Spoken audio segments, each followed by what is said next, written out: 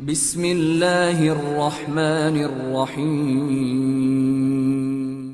Kisah ini cukup menarik sekali karena kisah ini banyak pelajaran yang kita akan petik tentang kisah Bani Israel yang disebutkan dalam Al-Quran di beberapa ayat, tetapi yang paling rinci dalam surah Al-A'raf. Kisah ini disebut dengan Ashabu As-Sabti, kisah satu kampung yang mereka bermaksiat di hari Sabtu. Ma'asyiral muslimin yang dimuliakan Allah Subhanahu wa taala, kita tahu bahwa sepertiga Al-Quran ini adalah kisah. Sepertiganya lagi bicara tentang akidah dan sepertiganya lagi tentang hukum dan ibadah. Dan inilah tariqah Al-Quran. Bahkan Sufyan Ats-Tsauri rahimahullahu taala mengatakan bahwa kisah di dalam Al-Quran itu bagian daripada jundun min junudillah, tentara daripada tentara Allah Subhanahu wa taala. Maknanya bahwa kisah dalam Al-Quran ini bukan diceritakan sebagai dongeng saja, tidak, tetapi banyak pelajaran yang bisa kita ambil ibrahnya. Kalau kita berbicara tentang kesabaran, maka di sana ada kisah Nabi Ayub alaihi salatu wassalam. Kalau bicara tentang tantangan dakwah, maka di sana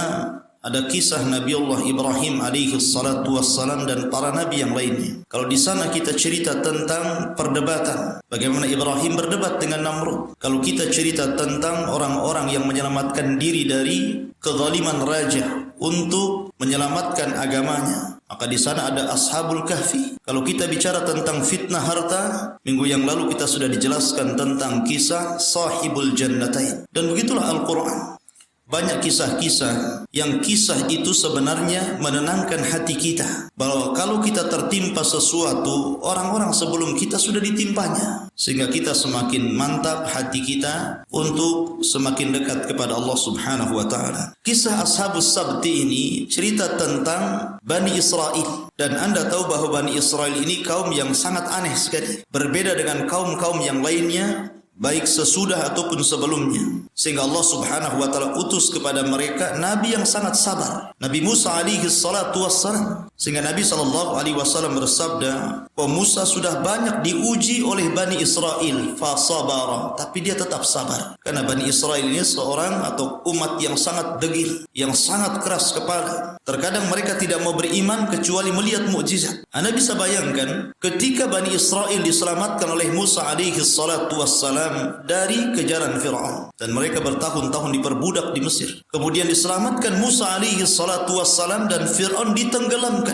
Mereka tidak yakin bahwa Fir'aun itu tenggelam. Mereka ingin melihat jasadnya. Akhirnya Allah Subhanahu wa taala apungkan jasad Fir'aun, dan sampai hari ini jasad itu dimumikan, dan kita bisa saksikan di Mesir untuk pelajaran bagi orang-orang yang mendustakan kisah ini. Baru setelah Bani Israel melihat jasadnya Fir'aun ngapung ke atas, baru mereka percaya. Sedemikian Bani Israel tidak percayanya dengan Musa alaihi salatu wassalam, padahal dia seorang nabi, kecuali harus melihat bukti. Bahkan yang lebih parah lagi, baru saja mereka keluar dan diselamatkan Allah dari lautan yang sangat besar, tiba-tiba melihat sebuah kampung yang sedang menyembah berhala. Tiba-tiba mereka mengatakan kepada Musa, "Ya Musa, ij'al lana ilahan kama lahum aliha." Wahai Musa, jadikan untuk kami banyak Tuhan, jangan satu Tuhan saja, sebagaimana mereka banyak Tuhan katanya. Padahal mereka sudah diselamatkan itu, sudah ditanamkan tauhid, tapi mereka mau melakukan kesyirikan kepada Allah Subhanahu wa taala. Ketika Allah Subhanahu wa taala berikan kepada mereka makanan yang lezat yang disebut dengan manna was salwa, itu makanan turun dari langit, bukan dibuat di bumi. Tapi mereka memilih makanan-makanan yang sifatnya makanan-makanan biasa, makanan-makanan sayuran yang ada bawangnya, yang ada mericanya, macam-macam. Mereka tidak mau makanan yang lezat, padahal mereka sendiri yang meminta pada awalnya. Dan begitulah seterusnya, bagaimana keras hatinya Bani Israel, termasuk kisah ini yang kita akan kisahkan, kisah Ashabus Sabti. Ma'asyiral muslimin yang dimuliakan Allah Subhanahu wa taala. Allah Subhanahu wa taala berfirman dalam surah Al-A'raf, tepat pada ayat 163 dan seterusnya. Allah mengatakan, "Was'alhum 'anil qaryati allati kanat hadiratal bahri." Dan tanyakanlah kepada Bani Israel, kepada mereka. Maksudnya tanyakan kepada mereka, tanyakan kepada orang Yahudi yang di Madinah. Jadi Allah Subhanahu wa taala perintahkan kepada Rasul, "Wahai Muhammad, tanyakan kepada orang-orang Yahudi yang ada di Madinah." Karena Madinah dahulu banyak orang Yahudi tinggal di situ.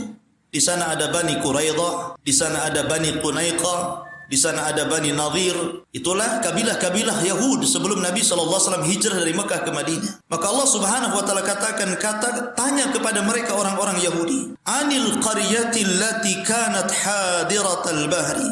Tentang negeri yang terletak dekat lautan. Mungkin maksudnya di sini ada satu negeri yang pencaharian mereka itu nelayan. Ya, mungkin kalau daerah sini mungkin kampung nelayan sana gitu. Dan ada yang mengatakan nama kampung itu adalah Ailah yang ada di Palestina. Ada yang mengatakan Madian, dan ada yang mengatakan penghuninya cuma 70.000 orang saja, dan penghasilan mereka hanya nangkap ikan saja. Kemudian Allah Subhanahu wa taala mengatakan, "Id ya'duna fi sabti." Ketika mereka melanggar aturan di hari Sabtu. Kita tahu ikhwatu fillah muliakan Allah Azza wa Jalla, sejak dulu hari yang sangat dimuliakan adalah hari Jumat. Sejak dulu sampai hari ini, hari yang sangat mulia itu hari Jumat. Kenapa? Karena hari Jumat itu hari diciptakan Adam, hari dimasukkan Adam ke dalam sorga, hari dikeluarkan Adam dari sorga, dan pada hari itu pula kiamat dibangkitkan. Sehingga sejak dulu hari Jumat itu hari yang sangat istimewa, dijadikan hari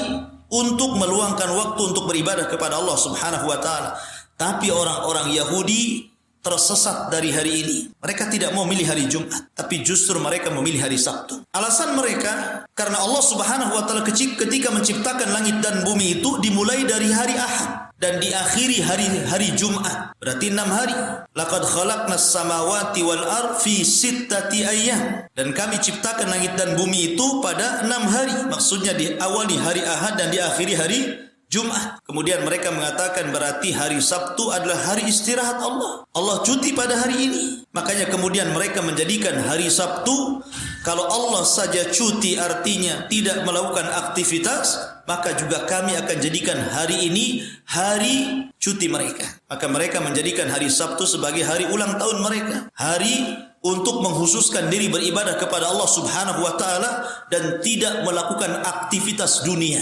Adapun orang-orang Nasrani, mereka juga tersesat, tidak memilih hari Jumat. Mereka justru memilih hari Ahad, hari Minggu, sebagai hari di mana mereka fokuskan untuk beribadah, dan di hari yang lain baru kemudian mereka sibuk mencari dunia. Akhirnya Allah Subhanahu wa taala karuniakan hari Jumat untuk kaum muslimin. Allah yang pilihkan. Kalau Yahudi memilih sendiri hari Sabtu, kemudian Nasrani memilih sendiri hari Ahad, tapi hari Jumat Allah pilihkan untuk umat Rasul sallallahu alaihi wasallam. Karena hari itu hari yang sangat istimewa, Sayyidul Ayyam, pemimpinnya hari-hari. Bahkan hari ini juga terkadang menjadi hari di mana tanda-tanda orang itu dikatakan husnul khatimah. Kalau orang meninggal di hari Jumat dan dia orang yang beriman dan takwa, maka itu salah satu tanda husnul khatimah. Ma'asyiral muslimin yang dimuliakan Allah Subhanahu wa taala. Lah hari Sabtu itu bagi orang-orang Yahudi adalah hari sangat istimewa. Kemudian Allah Subhanahu wa taala menguji kepada Bani Israel yang tinggal di kampung Ailah itu, atau dalam riwayat Madian, dengan cara di mana mereka tidak boleh mengambil ikan dan bernelayan di hari itu. Tidak boleh,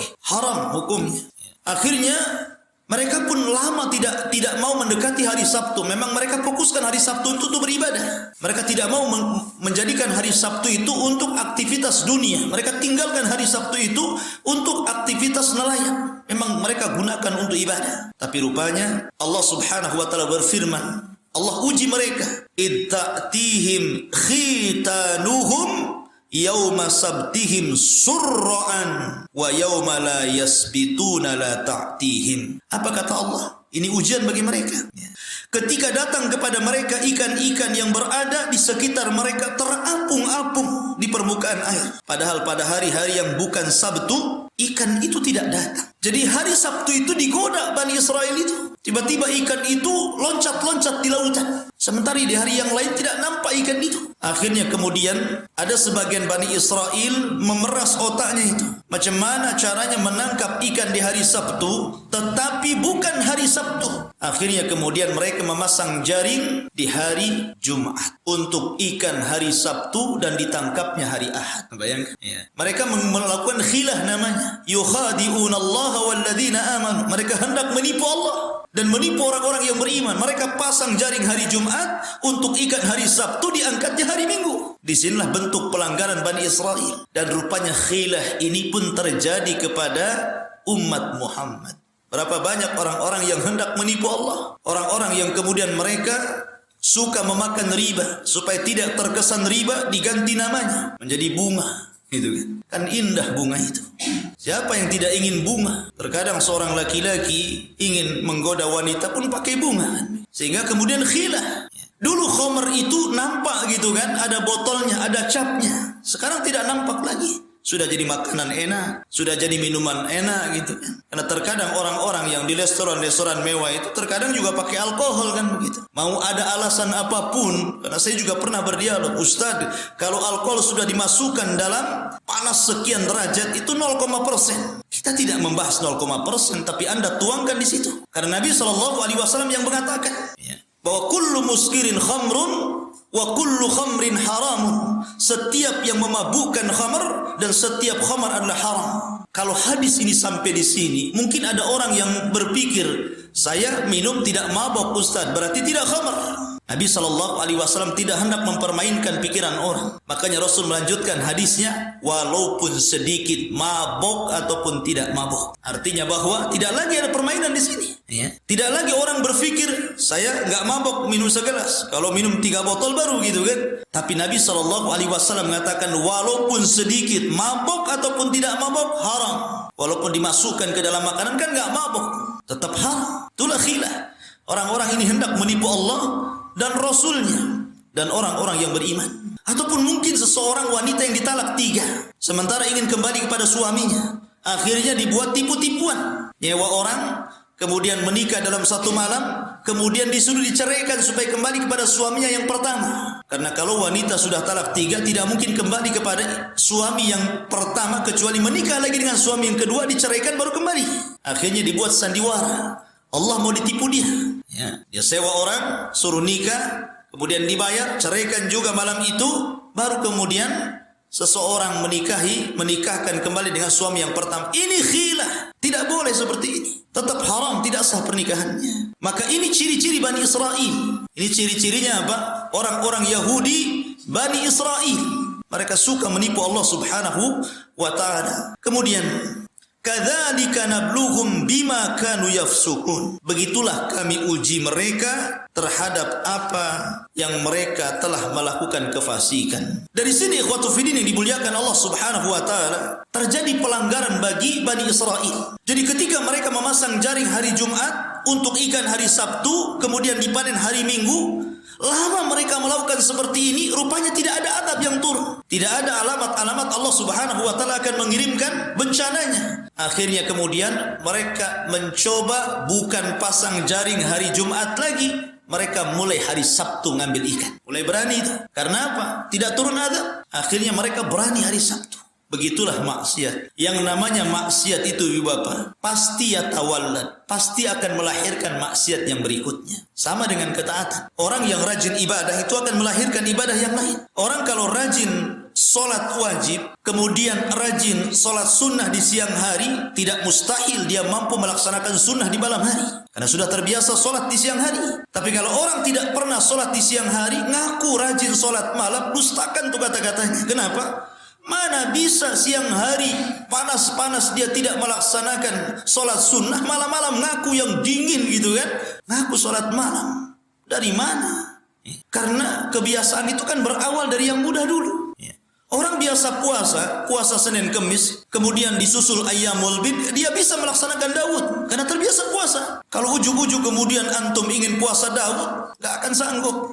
Lah sebagaimana ketaatan melahirkan ketaatan yang lainnya, maka maksiat juga sama, melahirkan maksiat yang lainnya. Contoh yang ringan saja di masyarakat. Kalau seandainya orang itu pinjam uang dalam tempo yang sudah ditentukan, 1 bulan saya bayar. Rupanya Allah takdirkan 1 bulan ini tidak sanggup membayar. Belum ada duit. Mungkin pada awalnya dia tidak berdusta. Mungkin dia jujur dan mengatakan, afwan belum ada uang. Insya Allah dalam 2-3 hari saya bayar. Jujur dia. Tapi setelah kemudian apa yang dijanjikan sampai kepada waktu yang ditentukan, mulai dia bohong. Mulai dia bohong tuh. Akhirnya kemudian dengan kebohongannya itu bertumpuk-tumpuk-tumpuk, akhirnya emosi.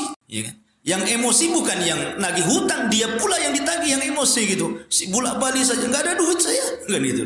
Kok bisa yang emosi dia? Itulah maksiat itu berawal kecil jadi besar. Lihat di sini. Awalnya itu kan dia tidak bermaksud sengaja menipu kan. Dia hanya memasang jaring hari Jumat, kemudian untuk ikan hari Sabtu dipanen hari Ahad. Tapi ketika lama tidak ada azab, tidak ada kunjung tanda-tanda Allah, kemudian mengirim bencana, maka mereka mulai tajarru ala Allah, mulai berani untuk melanggar larangan Allah. Di hari Sabtu terang-terangan mereka mengambil ikan. Maka dari sini manusia terbagi menjadi 3 satu kampung itu.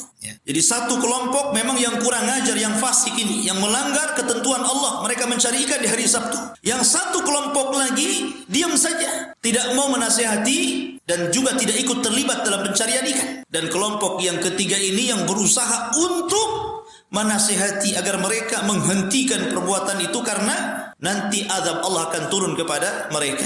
Dan itu digambarkan di sini. Kemudian Allah Subhanahu wa taala mengatakan, "Wa idz qalat ummatum minhum lima ta'iduna qauman Allahu muhlikuhum aw mu'adzibuhum adzaban syadidan qalu ma'dziratan ila rabbikum la'allakum tattaqun." Dan ingatlah ketika ada satu kelompok dari orang kampung itu. Mereka berkata, "Mengapa kamu menasihati kaum yang akan dibinasakan atau diazab Allah dengan azab yang sangat keras?" Mereka menjawab, "Agar kami mempunyai alasan lepas tanggung jawab kepada Tuhanmu dan agar mereka kembali bertakwa." Lah ini, kelompok yang pertama tentu kelompok yang mereka melanggar syariat Allah sehingga mencarikan dari Sabtu. Ini kelompok yang kedua ini. Kelompok ini memang tidak ikut terlibat dalam pelanggaran seperti orang-orang yang mencarikan dari Sabtu. Tapi orang ini marah kepada kelompok yang ketiga yang menasihati kelompok yang pertama. Jadi umpamanya saya nasihati bapak ini, tiba-tiba antum marah sama saya. "Ustaz, enggak usah dinasihati, biarkan saja dia." Katanya kan. Biarkan saja. Nanti kalau sadar sendiri katanya. Ini kelompok yang kedua namanya ya. Ini kelompok yang pertama, kelompok kedua, ini kelompok ketiga saya ini. Saya ini menasihati dia agar jangan sampai kemudian ditimpa azab. Tapi kelompok yang kedua mengatakan, "Ngapain dinasihati, biarkan saja." Makanya mereka mengatakan, "Dan ingatlah ketika suatu umat di antara mereka berkata, 'Mengapa kamu nasihati kaum yang akan dibinasakan atau diadab Allah dengan adab yang sangat keras?'" Ada di masyarakat yang seperti ini? Ada, banyak. Terkadang kita bawanya nasihati tetangga ini ngomel. "Nggak usah, biarkan saja," katanya. Lah, ini wataknya Yahudi Bani Israel ini. Harusnya bersyukur ada orang yang menasihati orang sementara kita tidak sanggup. Harusnya kita dorong. Ya nasihati aja, nasihati. Harusnya kan begitu kan. Malah dilarang pula kan itu. Ini wataknya orang Yahudi yang suka ngelarang-larang.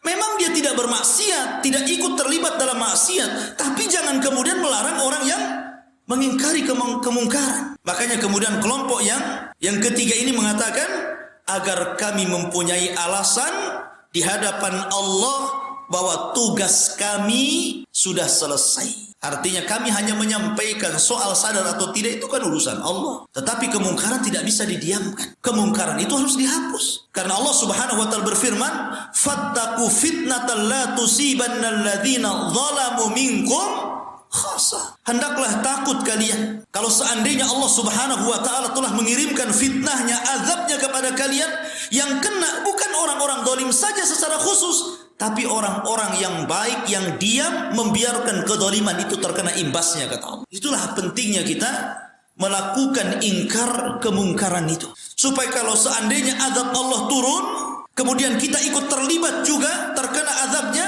kita punya alasan di hadapan Allah. Ya Rabb, saya sudah berusaha menasihati dia tapi dia tak mau. Tapi kalau seandainya kemudian Allah turunkan azab, kita belum menasihati, kemudian kita ikut dalam azab itu, apa yang Anda harus pertanggungjawabkan di hadapan Allah? Mungkin antum akan diam saja gitu kan, tidak punya alasan. Ini alasannya supaya kami punya alasan di hadapan Allah. Kalaupun nanti tertimpa azab dan kami ikut serta dalam azab itu, tapi kami punya alasan yang kuat. Kami sudah menasihati mereka.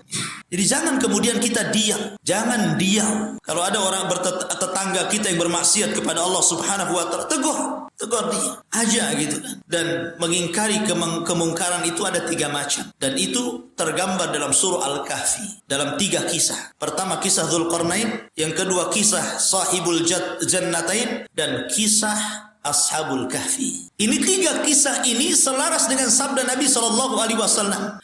Man ra'a minkum munkaran falyughayyir biyadi. Barang siapa yang melihat kemungkaran, maka cegah dengan tangannya. Maksudnya cegah dengan kekuatan. Kalau punya kekuasaan. Seperti Dzulqarnain. Dzulqarnain punya kekuasaan, punya tentara banyak. Ya. Dia kalau lewat di sebuah kampung, dipaksanya beriman. Kalau tidak beriman, dibunuh. Dipaksa untuk bertauhid kepada Allah. Kamu mau menyembah Allah, mau beribadah kepada Allah atau tidak? Kalau tidak, dibunuh. Ya.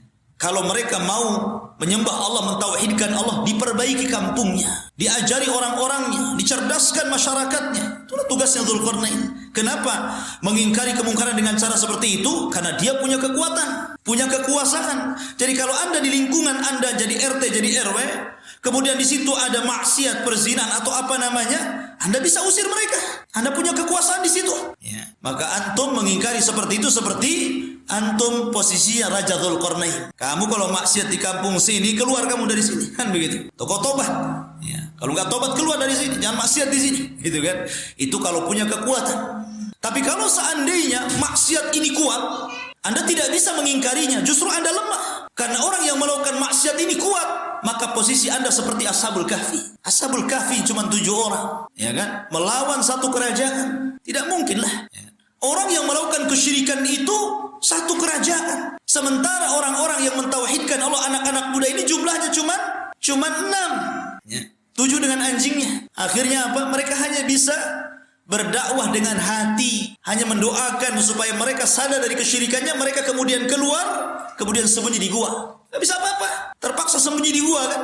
Tetapi dengan sebab mereka setelah Allah tidurkan lama, kemudian dengan sebab mereka hidayah menyebar di negaranya, akhirnya menjadi negara yang tauhid. Kalau kuat maksiatnya, kita tidak bisa mengingkari dengan kekuasaan, tidak bisa dengan lisan juga, maka cukup dengan hati. Walaupun itu selemah-lamanya iman. Kemudian kalau tidak bisa dengan kekuasaan, maka dengan lisan. Dan itu seperti kisah Ashab Jannatain yang kemarin sudah kita kisahkan. Bagaimana kawannya menasihati kawannya yang tidak mau bersyukur dengan nikmat Allah. Ya kan? Maka inilah cara mengingkari kemungkaran. Dengan kekuatan seperti Dzulqarnain, dengan lisan seperti kisah pemilik 2 kebun, dan dengan hati seperti Ashabul Kahfi. Begitulah cara mengingkari kemungkaran. Kemudian Allah mengatakan di sini, "Falamma nasu ma dzukkiru bihi, anjayna alladziina yanhauna 'anis su' wa akhadna alladziina zalamu bi'adzabin ba'isin bima kanu yafsukun." Maka setelah mereka melupakan apa yang diperingatkan kepada mereka, kami selamatkan orang-orang yang melarang orang-orang yang berbuat jahat, dan kami timpakan kepada orang-orang yang zalim siksaan yang keras disebabkan mereka selalu berbuat fasik. Ketika orang-orang yang mencari ikan di hari Sabtu ini, ikhwan, mereka merasa tenang karena tidak ada azab. Kemudian terjadi pengelompokan, ya. Yang satu kelompok keras ini memaksa mereka untuk menghentikan pekerjaan mereka di hari Sabtu. Yang satu kelompok malah sibuk melarang orang yang menghentikan orang yang berbuat jahat. Akhirnya orang-orang baik ini membuat sikap. Karena kalian tidak bisa dinasihati, kami pula dilarang-larang, maka kami akan buat pagar dengan kalian. Akhirnya dibuat pagar. Jadi mereka membuat pagar sendiri dengan pagar yang sangat tinggi sekali. Mereka mau berpisah, tidak mau. Sebab kalau seandainya azab Allah Subhanahu wa taala turun kepada mereka, mereka tidak akan kena. Akhirnya kemudian dibuat benteng sama mereka. Dibuat benteng memisahkan diri dengan orang-orang yang durhaka kepada Allah dengan melanggar perintah Allah mengambil ikan di hari Sabtu. Dibuat benteng besar-besar, dipisahkan. Jadi satu benteng orang-orang yang bermaksiat kepada Allah di sana, kemudian dibuat benteng orang-orang yang senantiasa al-amru bil ma'ruf wan nahyu anil munkar, dan satu kelompok lagi benteng lain orang-orang yang justru tidak ikut maksiat, tetapi mereka justru menyalahkan orang yang mengingkari kemungkaran. Akhirnya Allah Subhanahu wa taala berfirman, "Falamma atau an ma nuhu anhu, qulna lahum kunu qiradatan khasirin." Maka setelah mereka bersikap sombong terhadap segala apa yang dilarang, maka kami katakan kepada mereka, jadilah kalian kera yang dihinakan. Jadi ketika kemudian orang-orang yang soleh ini sudah berpisah karena dipagar, pada suatu hari biasanya di balik benteng itu ramai membicarakan ikan, Rame tawar-menawar soal ikan, rame soal bicara tentang pekerjaan nelayan gitu kan. Subhanallah, di hari itu sepi, tidak ada orang bicara satupun. Sehingga orang-orang soleh di balik benteng ini bingung. Kok biasanya rame, kok sepi ini? Ada apa ini? Akhirnya kemudian mereka mengutus satu orang untuk menggedor pintunya. Tapi tidak ada yang menjawab. Akhirnya penasaran juga disuruh manjat. Akhirnya dia panjat ke kebun, ke atas benteng. Tiba-tiba tidak ada satupun manusia, semuanya jadi kera. Dalam ayat yang lain, kera dan babi. Di mana yang muda-muda jadi kera, yang tua jadi babi. Ya. Qiradatan wal khanazir. Jadi ada yang menjadi kera dan ada yang menjadi babi. Menurut ahli tafsir, yang muda-muda jadi kera, yang tua-tua jadi babi. Akhirnya ikhwatu fiddin kaget, kenapa? Karena nggak ada orang. Ketika dilihat semuanya isinya kera dan babi semuanya. Akhirnya kemudian orang-orang saleh ini baru paham ini adab yang dikirimkan Allah Subhanahu wa taala. Akhirnya kemudian kera dan babi ini terus mendekati pagar-pagar itu. Maksudnya mereka tahu bahwa orang-orang yang dihadapannya adalah orang-orang saleh, tapi orang-orang saleh ini nggak tahu mana keluarganya yang jadi babi, mana keluarganya yang jadi kera gitu kan. Karena semua sama. Tapi karena takut kemudian mereka pun terkena adab Allah Subhanahu wa taala, maka mereka pun dibiarkan sehingga setelah 3 hari kemudian Allah Subhanahu wa taala binasakan semuanya. Allah binasakan. Makanya Allah Subhanahu wa taala berfirman dalam surah Al-Baqarah, "Wa laqad 'alimtumul ladzina i'tadaw minkum fi sabti wa kunu qiradatan khasi'in." Dan sungguh kalian sudah tahu orang-orang yang melampau di hari Sabtu. Maksudnya ashabus sabti dari kalangan Yahudi. Ketika Allah katakan jadilah kalian kera. Dan dalam surah An-Nisa Allah mengatakan nal'anahum kama la'anna ashabas sabti. Kami laknat mereka sebagaimana kami telah melaknat orang-orang yang melanggar aturan di hari Sabtu. Inilah kisah ashabus Sabtu. Ada 3 poin yang bisa kita ambil pelajaran dari kisah ini. Yang pertama, poin yang diambil dari kisah yang menarik ini adalah bahwa carilah rizki yang halal. Rizki yang halal itu lebih banyak dibandingkan rizki yang haram. Artinya yang dihalalkan itu lebih banyak daripada yang diharamkan. Kalaulah ashabus sabti ini meninggalkan hari Sabtu, kan 1 hari saja. Sementara mereka diberikan kesempatan 6 hari untuk mencari rizki kan. Artinya yang dilarang 1 hari saja. Sabarlah di hari ini. Jangan kalian cari. Toh masih banyak hari yang dibolehkan untuk mencari rizki. Di sana ada hari Ahad, ada hari Senin, Selasa, Rabu, Kamis, Jumat. Lebih banyak hari dihalalkan untuk mencari nafkah. Kenapa mesti hari Sabtu? Di sini menunjukkan bahwa yang halal itu banyak dibandingkan yang haram. Kita perhatikan minuman. Minuman yang dihalalkan itu lebih banyak dibandingkan yang diharamkan. Yang diharamkan paling khamar, ya kan? Atau racun, gitu kan? Minum racun, tak mau juga orang minum racun. Tetapi kalau racunnya tidak tampak mau, kayak rokok, ya kan? Nampak racunnya. Apa masuk sikit-sikit gitu kan. Tapi di sini ikhwatu fiddin dimuliakan Allah Subhanahu wa taala bahwa yang halal lebih banyak makanan, binatang. Coba bayangkan binatang yang diharamkan itu tidak banyak. Anjing, babi, gitu kan. Beberapa binatang saja. Yang dihalalkan itu banyak. Kenapa kemudian milih yang diharamkan dan meninggalkan yang dihalalkan?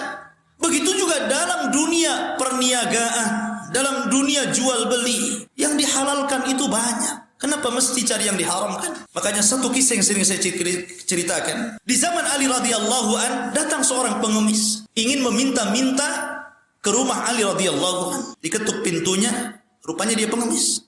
Dan Ali sudah niat untuk memberi pengemis itu sebanyak 500 dirham. 500 dirham. Itu janji Ali. Tunggu di sini, saya akan ambil uang saya. Dan dia janji ingin memberi 500 dirham. Allah takdirkan Ali ini lupa ngeletakkan uangnya di mana. Nyari gak ketemu gitu kan. Sementara pengemis ini gak sabar.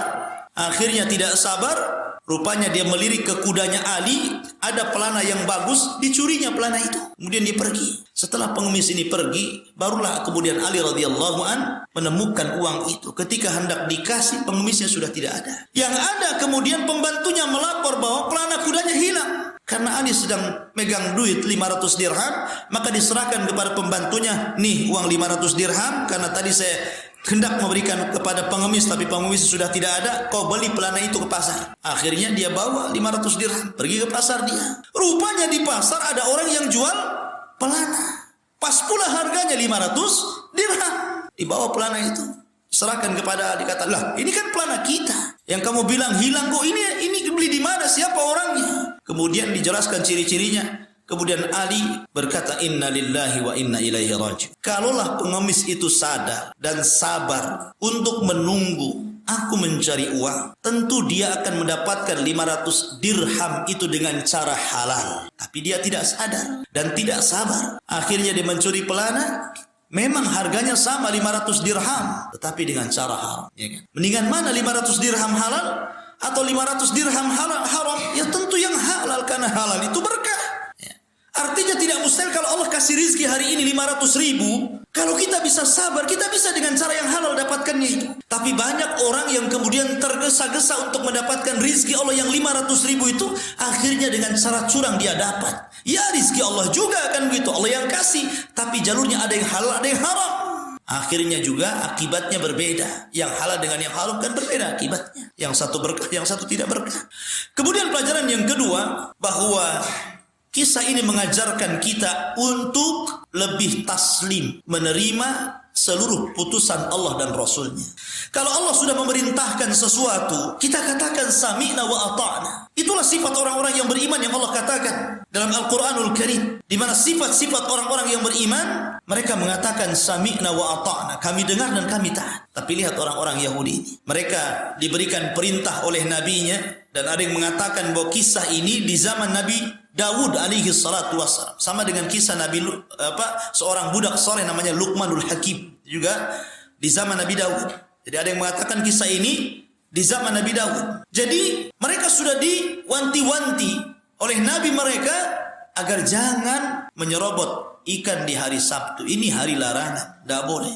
Tapi mereka serobot, sami'na wa asaina. Mereka mendengar tapi bermaksiat. Maka kalau orang kemudian membaca Al-Quran, kemudian dia membaca perintah salat, perintah zakat, perintah puasa, perintah-perintah yang lainnya, tapi Anda langgar, maka sama juga Anda mengatakan sami'na wa asaina. Kemudian yang terakhir, pelajaran dari kisah ini, jangan menghalalkan yang diharamkan. Jangan menghalalkan yang diharamkan Allah subhanahu wa ta'ala. Jangan pernah menipu Allah. Karena ini ciri-ciri orang-orang munafik. Yukhadi'una Allah walladzina amanu. Mereka hendak menipu Allah dan orang-orang yang beriman. Dengan cara apa? Dengan cara melakukan kecurangan dalam ibadah, dalam akidah dan dalam bermuamalah. Terutama dalam bermuamalah dan akhlak. Ya, banyak di kalangan kaum muslimin yang mereka masih kemudian menghalalkan yang diharamkan Allah subhanahu wa ta'ala. Wallahu a'lam. Ini di antara faedah pada kisah Ashabus Sabti malam ini. Sebelum saya tutup, kalau ada yang bertanya silakan.